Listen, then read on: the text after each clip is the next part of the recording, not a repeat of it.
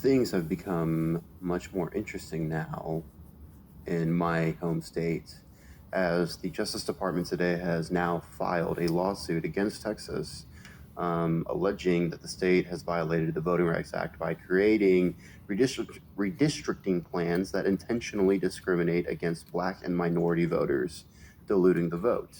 The main argument being that this is in violation of something known as Section 2 that I briefly glossed over, that gives free and equal opportunity for everyone to vote.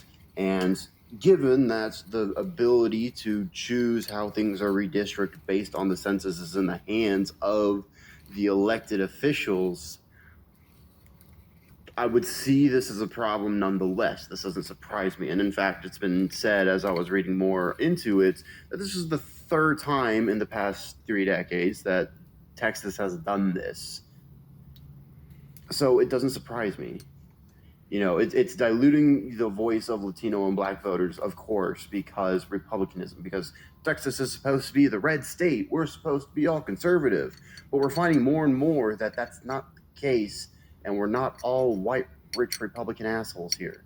Most of us are actually non-white citizens in Texas. Less than 40% of our population is white. Yeah. So this doesn't surprise me in the sense that it happened. What surprises me is that it's going through with an actual investigation. I'm interested to see how far this goes. I'm interested to see what comes out of it. But on the surface, I don't have any hopes that this will amount to anything. Even whenever they threatened to file a lawsuit about Texas and our voting rights bill that went through, and about abortion, which went through, I don't see anything substantive happening. It may be a process that takes time, but I'm not seeing anything that suggests signs that things are going to trend in a positive direction here. This only goes to reinforce my initial fears that this is only going to get worse. It's not going to get better until we make it better. I'm tired of having to wait for these guys to do what's right, and you should be too.